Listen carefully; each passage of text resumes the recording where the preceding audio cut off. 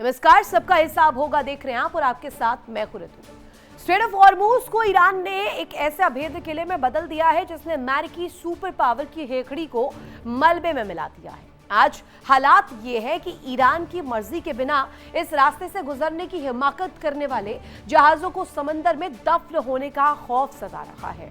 Washington से लेकर pentagon तक खलबली है और डोनाल्ड ट्रंप ने आंखें दिखाकर, धमकियां देकर और हर पैतरा आजमाकर देख लिया है ईरान, लेकिन इसके बावजूद भी झुकने को तैयार नहीं है।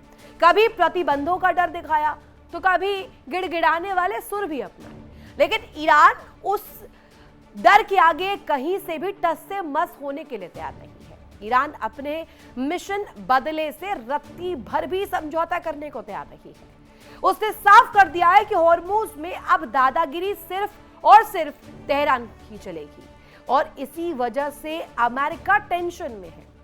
लेकिन हॉर्मुज कैसे अमेरिकी सेना की आंखों के सामने ईरान तांडव मचा रखा है, आइए आपको जल्दी से ग्राफिक्स के जरिए बताते हैं। यूएई के शिप पर ईरान का बड़ा हमला हुआ।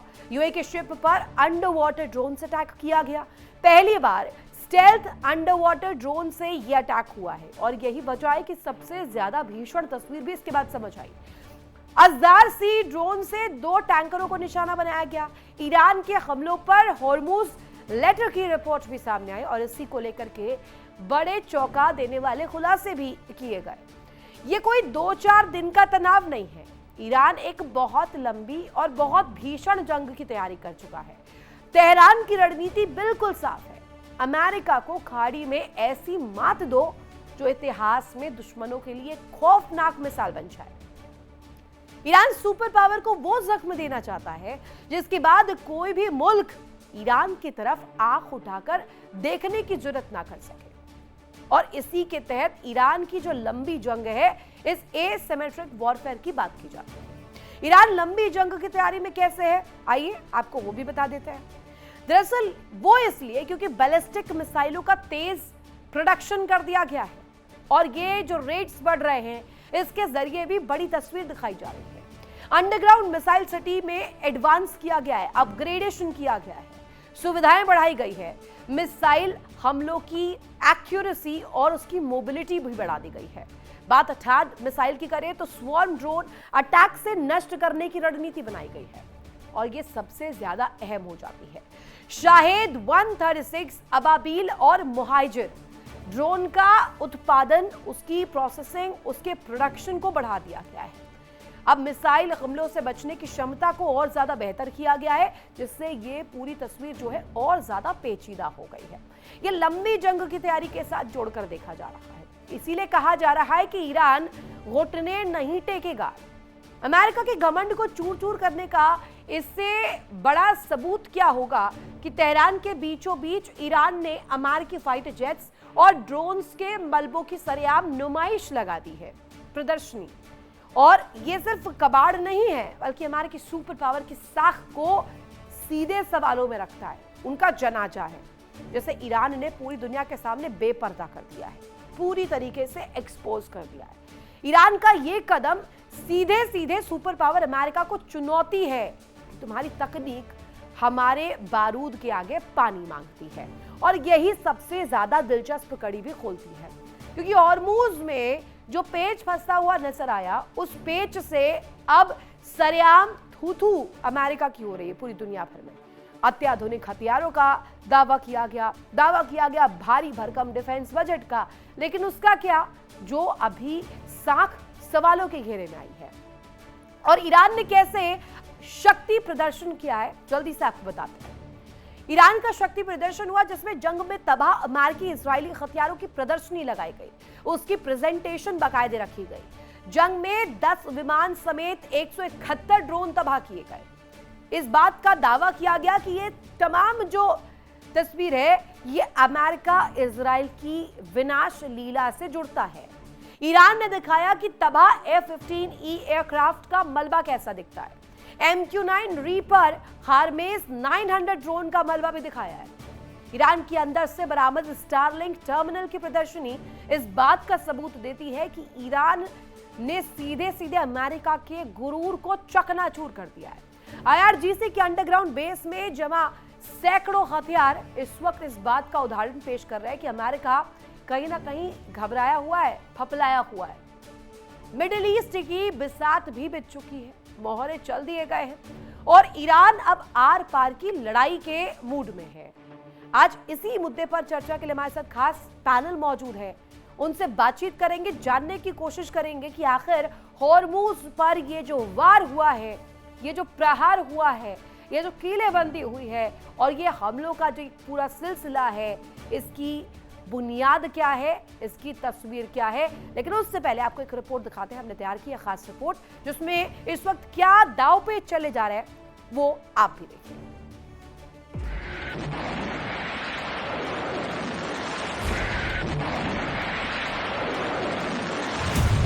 ईरानी मिसाइलों का डर, यूएस सेना ढूंढ रहे बंकर।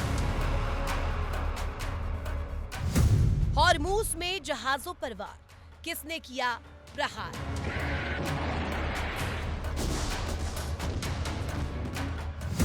हमला हुआ सरेआम, ईरान ने मचाया कोहराम।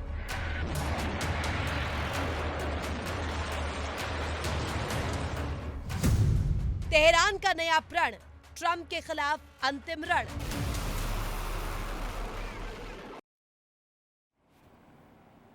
तो अंतिम रण की तैयारी इस वक्त की जा चुकी है। ईरान लगातार नए नए दांव पेच खेल रखा है, दुश्मन को दिखा रखा है कि कैसे वो इस पूरी जंग की स्थिति में भारी दमखम के साथ उभर रहा है और सुपर पावर की जो साख है वो क्वेश्चन में आ गई है। आज का बड़ा सवाल जल्दी से आपके सामने रख देती हूँ। सवाल आज का यही कि क्या अमेरिका ईरान के चक्रव्यूह को तोड़ पाएगा या फिर हॉर्मूज की लहरें अमेरिकी हुकूमत के पतन की गवाह बनेगी? हकीकत क्या है और क्या इस बात में थोड़ा सा भी बल है कि इन हमलों के आगे बस अमेरिका हो गया है? इसी पर करेंगे चर्चा। हमारे साथ खास मेहमान जुड़े हुए, तारुफ करवा दूं आपका। हमारे साथ इस वक्त स्क्रीन पर आपको नजर आ रहे होंगे कर्नल एस.के. मलिक सर जुड़े हुए हैं, साथ ही साथ ग्रुप कैप्टन दपेश चौधरी सर हमारे साथ जुड़े हुए हैं, साथ ही अजिताभ सिंह सर हमारे साथ विदेश मामलों के जानकार जुड़े हुए। तीनों का ही तहे दिल से स्वागत और मैं शुक्रिया भी करना चाहूंगी कीमती वक्त देने के लिए। सबसे पहले सवाल एस.के. मलिक सर आप ही से। जय हिंद सर। आज का दिन वैसे ही बहुत ज्यादा इंपॉर्टेंट है, लेकिन साथ ही साथ इस लिहाज से भी इंपॉर्टेंट है क्योंकि जियोपॉलिटिकल वर्ल्ड में एक तरफ भारत का दमखम हम देख रहे हैं, दूसरी तरफ ईरान का दमखम अमेरिका के ऊपर भी दिख रहा है। अमेरिका की साख क्वेश्चन में आ रही है। This is for the first time. Ritu ji, good evening और सभी मेहमानों को स्वतंत्रता दिवस की शुभकामनाएं। आपके दर्शकों को भी, आपको भी बहुत बहुत सारी। देखिए, ये जो नई नई जो ऑपरेशन इवॉल्व हो रहा है, इसके हिसाब से अगर हम ये बात कहें कि आज तक ईरान ने अपनी चीजों को बेहतर तरीके से मैनेज किया है, खासकर इसलिए किया, मैं ये सिर्फ बात कह रहा हूं कि उसने लो कॉस्ट वारफेयर के तहत अमेरिका की नाक में दम करके रखा है, इसमें कोई दो शक नहीं है। लेकिन मैं साथ ही साथ ये कहना चाहूंगा कि देखिए, ऑपरेशंस जो है ना, ऑपरेशंस प्री डिसाइडेड के हिसाब से सब कुछ नहीं चलते। जो टैक्टिक्स स्ट्रेटेजी इनिशियली आप शुरुआत में करते हो, जैसे जैसे ऑपरेशन आगे चलता है उसके हिसाब से, जैसे इवॉल्व होता है ऑपरेशन, हमेशा इवॉल्व होते हैं, उसके हिसाब से स्ट्रेटेजी चेंज की जाती है। मैं ये अभी भी नहीं मान रहा है कि अमेरिका के ने सरेंडर कर दिया या एक तरह से अमेरिका की हार हो रही है, अमेरिका लोअर स्टेज पे है, ये मैं मान सकता हूं, क्योंकि ईरान ने जो अलग अलग मोर्चे खोले हैं, हॉर्मुज में खुद बैठा है, बाबल अंदीब में हूती को चला दिया है, यूएई की टारगेट्स कर रहा है, उधर सऊदी अरब के जो शिपमेंट है उसको टारगेट्स कर रहा है। और ताजी ताजी खबर ये है कि आपको तो चूंकि मालूम होगा लेटेस्ट अपडेट्स, क्योंकि लीबिया के अंदर भी इसके कुछ गुट सक्रिय हो गई हैं। जो वहां पे मिलिशिया है लीबिया के अंदर, जो ईरान समर्थक है, उनको भी इन्होंने खूब वेपनाइज किया है पिछले कुछ सालों के अंदर, जब से लीबिया में से कर्नल मुअम्मर गद्दाफी वहां से गए। उसके बाद से आप अब ये देखिए कि जो और इसके इराक के अंदर मलेशिया है, उनको भी तैयारी हो रही है। तो एक तरह से देखा जाए, पूरा का पूरा जो अटैक का, यानी अमेरिका का जो फोर्सेस हैं, उनका अटेंशन पूरा डाइवर्ट करने की पूरी तैयारी, इसको डिवाइड करना, ताकि वो फोकस होकर, कंसंट्रेट होकर एक जगह पर अपना फोकस नहीं रख सके। कारण ये होता है कि जैसे जैसे अगर फोकस होगा तो ईरान को भी उसकी तकलीफ होगी। ईरान को तकलीफ हो रही है, ऐसा मेरा इसलिए मानना है कि देखिए, अमेरिका का जो ब्लॉकेड है उसको हमें हल्के में नहीं लेना चाहिए। ये बात सही है कि ईरान स्टैंड कर रहा है, एक तरह से जवाब दे रहा है, लेकिन ये इतना बड़ा मुझे नहीं लगता कि ईरान ने बहुत बड़े स्केल पे, ईरान के पास जो लो कॉस्ट वारफेयर के जो ड्रोन्स हैं, मिसाइल्स है, छोटी मिसाइल्स है, रॉकेट्स है। देखिए किसी भी शिप को आप एक मिसाइल से भी, मैं कहता हूं मिसाइल के ऊपर इतना खर्चा करना, एक हैवी मोर्टार ही दाग दीजिए, हैवी मोर्टार के अंदर ही शिपमेंट के अंदर इतना फेयर आ जाता है कि वो अपने को विड्रॉ कर लेते हैं।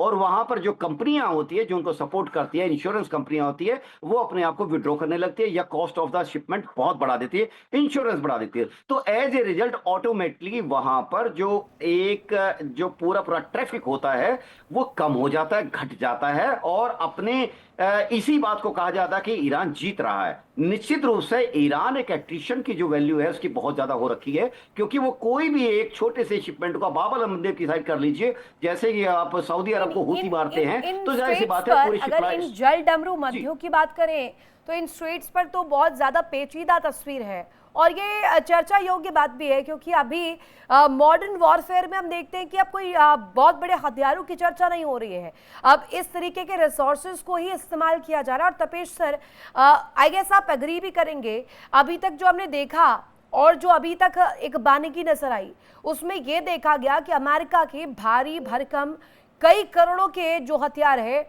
वो ईरान के कुछ हथियारों के आगे कहीं ना कहीं घुटने टेकते हुए नजर आए, वो बारूद में मिलते हुए नजर आए।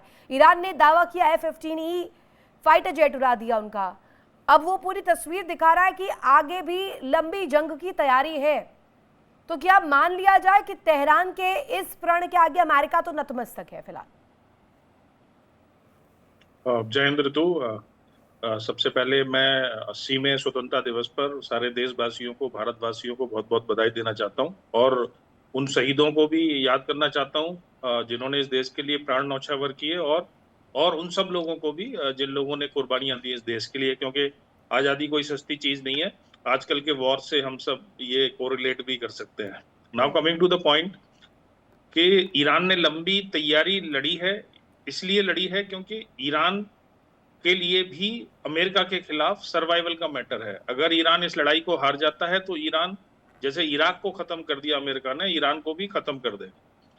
दूसरा पॉइंट यह है कि ईरान बहुत दिनों से ये जानता था कभी ना कभी अमेरिका किसी ना किसी बहाने से उस पर अटैक करेगा, तो उसने इराक, अफगानिस्तान और वियतनाम वॉर से सबक लेते हुए अपनी पॉलिसी को थोड़ा सा डाइवर्स किया। और उसे ये पता था कि अब जैसे अमेरिका ने सबक लिया, अमेरिका अब ये नहीं चाहता कि किसी भी लंबे वॉर में फंसे, ऐसे ही ईरान ने ये सबक लिया कि अमेरिका को अगर लंबे वॉर में अटका के रखेंगे तो अमेरिका के लिए ये मुश्किल होगा, क्योंकि अमेरिका के लिए सबसे बड़ी प्रॉब्लम बॉडी बैग्स की है, जिसके लिए काफी सारी बातें, हम बहुत सारी बात कर चुके हैं कि कितने बॉडी बैग्स इराक से आए थे और अफगानिस्तान से आए थे। तो आज की डेट में यूएसए उस चीज को अफोर्ड नहीं कर सकता। इसको असिमेट्रिक वॉरफेयर कहते हैं। जब शिवाजी ने ये देखा था, छत्रपति शिवाजी ने, कि मैं मुगलों के खिलाफ, मेरे पास इतने लोग नहीं हैं कि मैं इनके खिलाफ लड़ सकूं या इनसे दिल्ली को जीत सकूं या अपने मराठा साम्राज्य को बचा सकूं और कैसे बढ़ाऊं, तो उसने गुरिल्ला वॉरफेयर का इस्तेमाल किया। जो पहला एग्जाम्पल है रिसेंट हिस्ट्री में कि जहां पे गुरिल्ला वॉरफेयर को इतनी अच्छी तरीके से यूज किया गया। ये बहुत काबिले तारीफ है ईरान के पक्ष से, बहुत काबिले तारीफ है। बहुत फूक फूक कर कदम रखा ईरान ने अब तक, और बहुत जेन्युइन तौर पर जो प्रतिक्रियाएं, जो बयान आए हैं ईरान की तरफ से, मुझे लगता है बहुत भांप कर एक एक प्रतिक्रिया दी है। जी सर, प्लीज कंप्लीट कीजिएगा जल्दी से। तो ये गुरिल्ला वॉरफेयर भी एक एसिमेट्रिक वॉरफेयर है, जो आज की डेट में आप ड्रोन्स और ये सब देख रहे हैं। Iran as of now defensive में ही है। जब उस पर अटैक हो रहा है तो वो उसके एरिया को बढ़ा रहा है जहां सबसे ज्यादा पिंच होता है। तो इसलिए ईरान जो है बहुत फूक फूक के कदम रख रहा है। आज की डेट में अगर हम ये कहें कि अमेरिका इस वॉर को हार सकता है, हार के बहुत सारे पैमाने होते हैं, लेकिन क्या ईरान हार सकता है इतनी जल्दी? नहीं। ईरान बहुत लंबे युद्ध के लिए तैयार है। और अब जो IRGC ने कंट्रोल ले लिया है टोटल, जनरल वाहिदी को जो वहां का अब हेड भी बना दिया गया है, तो जो हार्डलाइनर थे वो सुपर हार्डलाइनर अब आ चुके हैं सत्ता में। तो मेरे ख्याल से मुझे नहीं लगता कि ईरान अब झुकने वाला है, और अमेरिका इतनी आसानी से झुका भी नहीं ठीक है, पाएगा। दामोदर जी ने भी ज्वाइन कर लिया हमें, और अजित आप सर काफी देरी से वेट भी कर रहे हैं। दामोदर जी आ रही है उसके बाद आपके पास प्रश्न। अजित आप सर, जय हिंद। प्रश्न यही कि हॉर्मूज में जहाज़ों को लेकर जो तस्वीर है, ईरान कह रहा है कि हम एक एक जहाज़ को रेक्टिफाई कर रहे हैं, एनालाइज कर रहे हैं। इजरायली और अमेरिकी जहाज़ों को किसी कीमत पर यहाँ से गुजरने की इजाज़त नहीं है। आज भी वो तटस्थ है अपनी बातों पर। तो ये जो हम प्रारूप देख रहे हैं अमेरिका का, जो क्षणिक भर अग्रेसिव होते हैं, उसके अगले क्षण हम देखते हैं कि बैकफुट पर नजर आते हैं, उसके अगले पल हम देखते हैं वार्ताओं की बात करते हैं। ये हो क्या रहा है? ये कौन सी डिप्लोमेसी है अजित आप सर? जी, सबसे पहले तो जय हिंद सबको, दर्शकों को भी। और देखिए, ये आज अमेरिका का एक इतिहास जो है उसकी अगली कड़ी मैं मानता हूं। आज के ही दिन 5 साल पहले अफगानिस्तान से भी अमेरिका की सेना निकली थी, फौज वहां से मैं कहूंगा भागी थी एक तरह से। तालिबान का रूल आ गया था। देखिए इंडिया डेली 24/7 अब आपकी स्मार्ट टीवी पर। इंडिया डेली मौजूद है सभी डिजिटल प्लेटफॉर्म पर लाइव और लगातार। इंडिया डेली 24/7 हर दिन राष्ट्र को समर्पित।